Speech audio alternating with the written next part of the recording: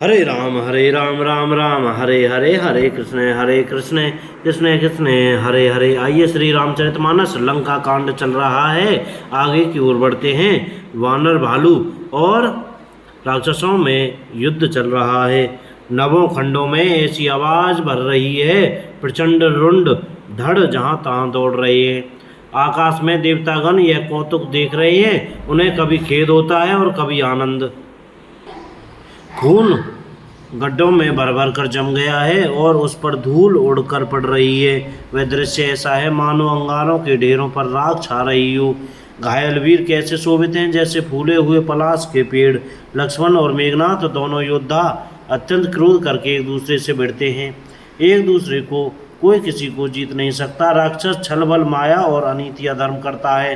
तब भगवान अनंत जी लक्ष्मण जी क्रोधित हुए और उन्होंने तुरंत उसके रथ को तोड़ डाला और सारथी को टुकड़े टुकड़े कर दिए। शेष जी लक्ष्मण जी उस पर अनेक प्रकार से प्रहार करने लगे। राक्षस के प्राण मात्र शेष रह गए। रावण पुत्र मेघनाथ ने मन में अनुमान किया कि अब तो प्राण संकट आ बना, ये मेरे प्राण हर लेंगे। तब उसने वीर घातनी शक्ति चलाई। वह तेजपूर्ण शक्ति लक्ष्मण जी की छाती में लगी। शक्ति के लगने से उन्हें मूर्छा आ गई। तब मेघनाथ वह छोड़कर उनके पास चला गया। मेघनाथ के समान 100 करोड़ अगणित योद्धा उन्हें उठा रहे हैं, परंतु जगत के आधार श्री शेष जी लक्ष्मण जी उनसे कैसे उठते। तब वे लजाकर चले गए। शिव जी कहते हैं, हे गिरिजे सुनो, प्रलय काल में जिन शेष नाग के क्रोध की अग्नि 14 भुवनों को तुरंत ही जला डालती है और देवता मनुष्य तथा समस्त चराचर जीव जिसकी सेवा करते हैं, उनको संग्राम में कौन जीत सकता है। इस लीला को वही जान सकता है जिस पर श्री राम जी की कृपा हो। संध्या होने पर दोनों ओर की सेनाएं लौट पड़ी। सेनापति अपनी अपनी सेनाएं संभालने लगे। व्यापक ब्रह्मा अजय संपूर्ण ब्रह्मांड के ईश्वर और करुणा की खान श्री रामचंद्र जी ने पूछा, लक्ष्मण कहाँ है। तब तक हनुमान उन्हें ले आए। छोटे भाई को इस दशा में देखकर प्रभु ने बहुत ही दुख माना। जामवान ने कहा, लंका में सुसेन वैद्य रहता है, उसे ले आने के लिए किसको भेजा जाए।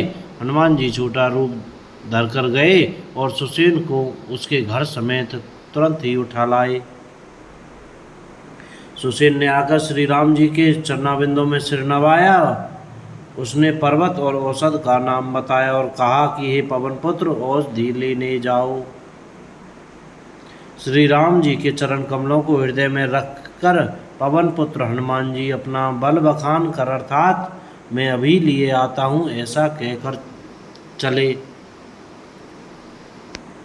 उधर एक गुप्तचर ने रावण को इस रहस्य की खबर दी। तब रावण काल नेमी के घर आया। रावण ने उसको सारा मर्म हाल बतलाया। काल नेमी ने सुना और बार बार सिर पीटा, खेद प्रकट किया। उसने कहा, तुम्हारे देखते देखते जिसने नगर जला डाला, उसका मार्ग कौन रोक सकता है। श्री रघुनाथ जी का भजन करके तुम अपना कल्याण करो। हे नाथ, झूठी बकवास छोड़ दो। नेत्रों को आनंद देने वाले नीलकमल के समान सुंदर श्याम शरीर को अपने हृदय में रखो। मैं तू भेदभाव और ममता रूपी मूर्ता को त्याग दो। महामोह अज्ञान रूपी रात्रि में सो रहे हो, सो जाग उठो। जो काल रूपी सर्प का भी भक्षक है, कहीं स्वप्न में भी वह रण में जीता जा सकता है। उसकी ये बातें सुनकर रावण बहुत ही क्रोधित हुआ। तब काल नेमी ने मन में विचार किया कि इसके हाथ में मरने की अपेक्षा श्री राम जी के दूत के हाथ से ही मरूं तो अच्छा है। यह दुष्ट तो पाप समूह में रत है। वे मनी मन ऐसा कहकर चला। उसने मार्ग में माया रची तालाब, मंदिर और सुंदर बाग बनाया। हनुमान जी ने सुंदर आश्रम देखकर सोचा कि मुनि से पूछकर जल पी लूं, जिससे थकावट दूर हो जाए। राक्षस वहां कपट से मुनि का वेश बनाए विराजमान था। वह मूर्ख अपनी माया से मायापति के दूत को मोहित करना चाहता था। मारुति ने उसके पास जाकर मस्तक नवाया। वह श्री राम जी के गुणों की कथा कहने लगा। वह बोला, रावण और राम में महान युद्ध हो रहा है। राम जी जीतेंगे इसमें संदेह नहीं है। हे भाई, मैं यहाँ रहता हुआ ही सब देख रहा हूँ, मुझे ज्ञान दृष्टि का बहुत बड़ा बल है।